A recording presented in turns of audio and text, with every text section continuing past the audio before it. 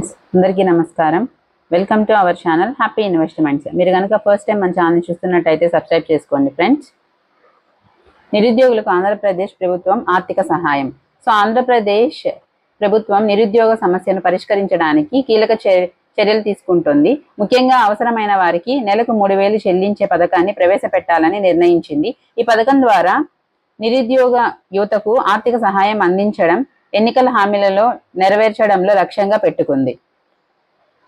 నిరుద్యోగ వృత్తి పథకం డీటెయిల్స్కి వచ్చేసరికి తెలుగు రాష్ట్రాలు 2 నిరుద్యోగ సమస్యపై దృష్టి పెట్టాయి.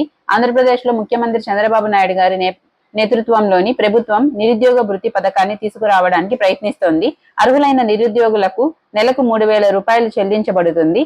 ఈ పథకం నిరుద్యోగ సమస్యను తగ్గించడంలో ఒక ముఖ్యమైన ఆర్థిక ఉపశమనాన్ని అందించబోతోంది.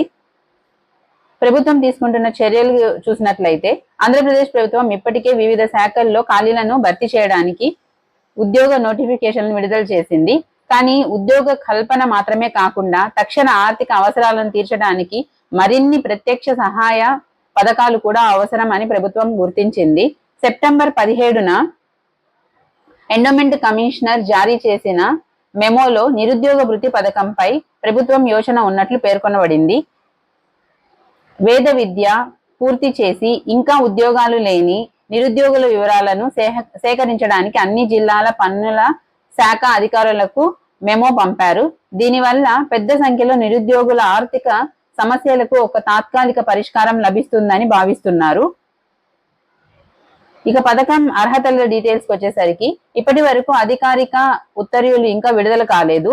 అయినప్పటికీ ప్రతిపాదిత పథకంలో అర్హతకు ఈ డీటెయిల్స్ అయితే ఉండాలి అని చెప్తున్నారు. సో మనకి ఏజ్ వచ్చేసరికి ఎవరైతే ఎలిజిబిలిటీ ఉన్నారు అంటే 25 ఇయర్స్ నుంచి 35 ఇయర్స్ మధ్యలో ఉండాలి వయసు అనేది. అలానే విద్యా డీటెయిల్స్ వచ్చేసరికి ఖచ్చితంగా డిగ్రీ అనేది కలిగి ఉండాలి. దరఖాస్తుదారుడు ఆంధ్రప్రదేశ్ పౌరుడు అయి ఉండాలి. దరఖాస్తు సమయంలో వ్యక్తి నిరుద్యోగి అయి ఉండాలి. సో ఎప్పుడైతే అప్లై చేస్తున్నారో అప్పుడు జాబ్ అనేది ఉండకూడదు.